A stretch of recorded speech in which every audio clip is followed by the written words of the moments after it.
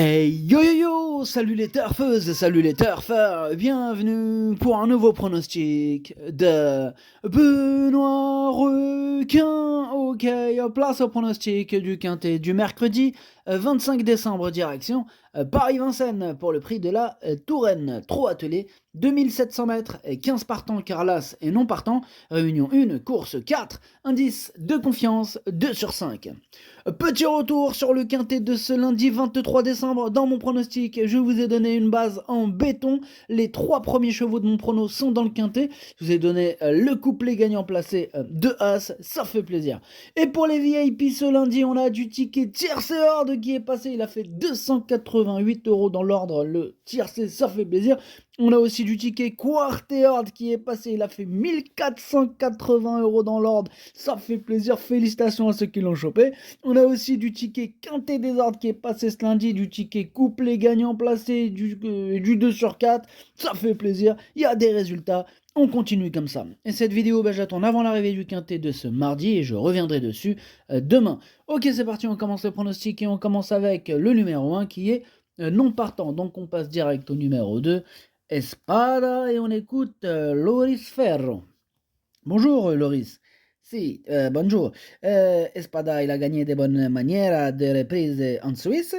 Ici, il revient à Vincennes face à une opposition plus forte.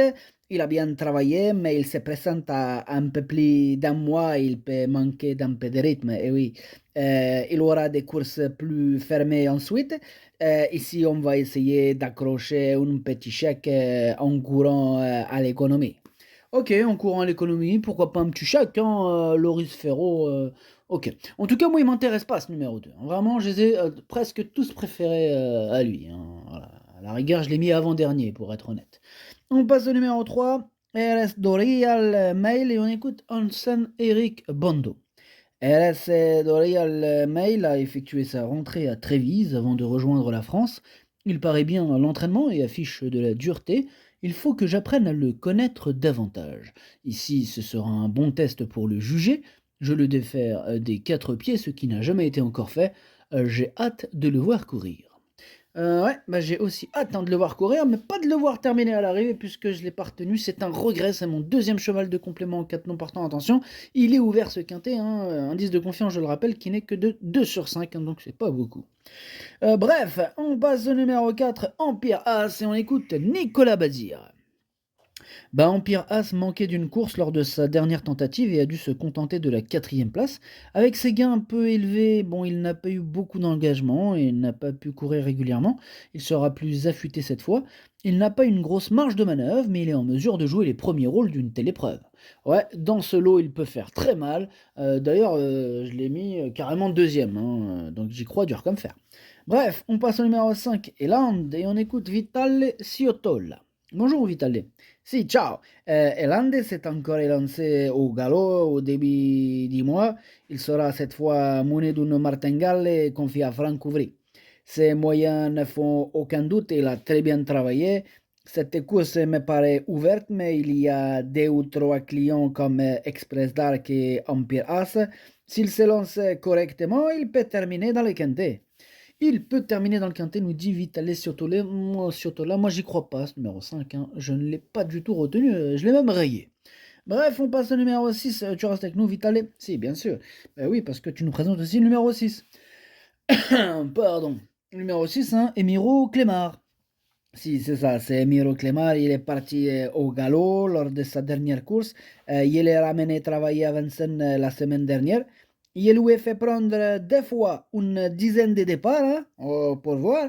Maintenant, c'est un cheval qui estime beaucoup. Il a tout de même trotté une 11-2 sur les 2100 mètres fin octobre. La distance ne va pas les déranger. Tout sera una questione, la questione de départ, mais il peut gagner une épreuve de ce genre. Il peut gagner une épreuve de ce genre, nous dit Vital Ciotola. Moi, ce numéro 6, comment dirais-je, c'est celui qui m'embête le plus. Mais vraiment, il me prend la tête. C'est lui mon gros regret. C'est lui mon cheval de complément. 4 partants, attention possible. Cassage en vue.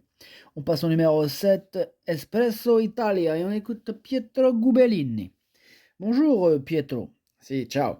Écoutez, je vous présente Espresso Italia. Il évolue en excellente forme, il a très bien couru lors de ses dernières prestations en Italie. Il découvre un bel engagement. Yeah. On effectue les déplacements avec des ambitions.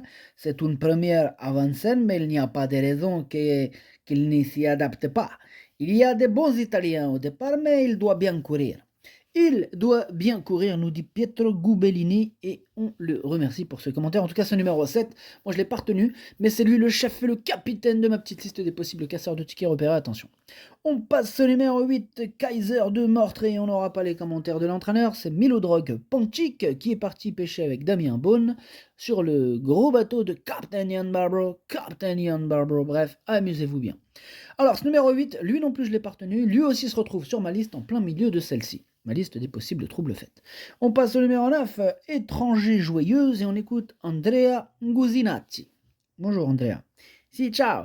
E étranger joyeuse, Happy s'est préparé dans de bonnes conditions en Italie, il reste sur 3 victoires. L'occasion est belle de revenir à Vincennes. Il y avait gagné avec Alexandre Abrivar en juin. Il est aussi bien qu'à cette période. Il est de faire de 4 pieds pour l'occasion. Il est repéré des trotteurs italiens de qualité. La partie ne sera pas facile, mais il va faire de son mieux. Il va faire de son mieux. En tout cas, sur sa classe, il peut tous les éclater, ce numéro 9. Il peut remporter ce quintet. En tout cas, je le pense et je le crois. C'est lui mon préféré. Je l'ai bien sûr installé en tête. On passe au numéro 10, King TJ, et on écoute Thomas Chalon. Oui, bah écoutez, je change de spécialité avec King TJ. Bon, cette course a valeur de test pour déterminer la suite de son programme. Le matin à l'entraînement, il est vraiment bien. Je le défère des 4 pieds. Je le confie à une main extérieure. Pour avoir un avis, j'ai besoin qu'il me rassure. Il y a des étrangers et forcément, ce n'est pas évident. Et oui, forcément, Thomas, ce n'est pas évident. En tout cas, ce numéro 10, moi je l'ai pas retenu, mais il est à l'arrière de ma petite liste des possibles troubles faits. On enchaîne avec le numéro 11, Kempel de Guez, et on écoute Nicolas Bazir. Ouais, bah, Kempel de Guez, il vient de renouer plaisamment là, avec le succès là, dans un bon chrono. Bon, il avait déjà pris une deuxième place encourageante là, à la fin du mois dernier là, sur le parcours qui nous intéresse. Bon, il est resté au mieux, il se retrouve bon, un peu en retard de gain. Bon, dans la foulée, il découvre un engagement favorable. Bon, il devrait confirmer et prendre une part active à l'arrivée. Ouais, ok, merci Nicolas. Bah, mon numéro 11, comment vous dire, il fait partie de mes préférés. Je pense qu'il peut en étonner plus d'un, faire mal. Je l'ai mis quatrième. On passe au numéro 12, c'est Caval Bourbon, et on écoute Pierre-Yves Verva. Oui, bah, dernièrement, Caval Bourbon, il s'est tendu derrière l'autostart, il s'est rapidement montré fautif. J'ai pas compris. Écoutez, là, je l'ai ensuite fait travailler en retrait. Bah, lors de sa sortie précédente, bah, il avait fourni une très bonne fin de course. Maintenant, après plusieurs parcours de remise en jambe, bon, il est désormais revenu à son meilleur niveau et l'engagement est intéressant. Tout semble réuni pour qu'il termine dans les 5 premiers. Ouais, tous les feux sont au vert pour Caval Bourbon, que j'ai retenu aussi à la 6ème place de mon prono. On passe au numéro 13, Kéops Bourbon, et on écoute Thierry Roussel. Bah, Kéops Bourbon, il n'a pas démérité dernièrement alors qu'il effectue une petite rentrée après plus d'un mois et demi d'absence. Il se montre très régulier depuis plusieurs mois sans réussir à s'imposer. C'est un cheval imposant qui connaît parfois des coups de mou. Il va se présenter au mieux mercredi et je compte sur lui pour terminer dans les 5 premiers. Je crains surtout la concurrence étrangère.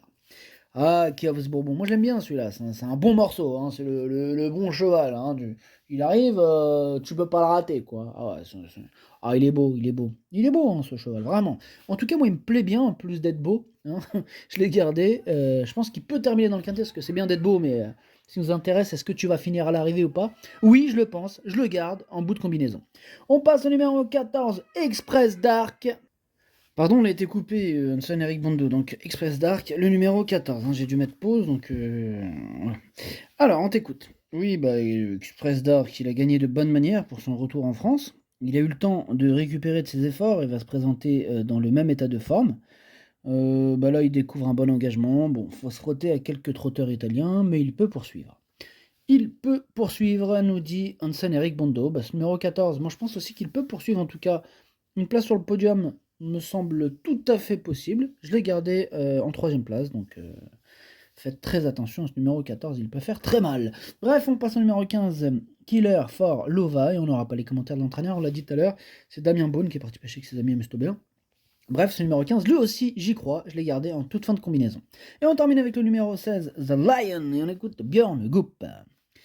The Lion a toujours été contraint d'affronter de bons chevaux ces derniers mois. Bon, certes, il s'est classé 3ème d'Epic Chronos cet été, mais il était nettement devancé, point. Les 2700 mètres de la grande piste risquent d'être un peu longs pour lui. Il faudra lui masquer l'effort le plus longtemps possible. Il peut toutefois profiter de cet engagement en or pour accrocher une place avant de partir à Malte. Ok, merci Björn Goop. C'est vrai que Björn Goop, c'est vrai qu'il fait, il fait face à un super engagement là, à moins de 30 balles, je crois, du recul. Hein. Enfin, du recul, à moins de 30 balles. Pas du recul, mais à moins de 30 balles. Enfin bref, ce numéro 16 tombe sur un engagement en or. Il va tout faire pour en profiter. Hein. Là, il n'y a pas de raison. Tout est réuni pour qu'il en profite. Moi, je l'ai gardé, je l'ai mis 5ème. Le pronostic, ça donne 9, 14, 9, 4, 14, 11, 16, 12, 13, 15. Merci d'avoir suivi cette vidéo. N'hésitez pas à mettre un pouce bleu si la vidéo vous a plu.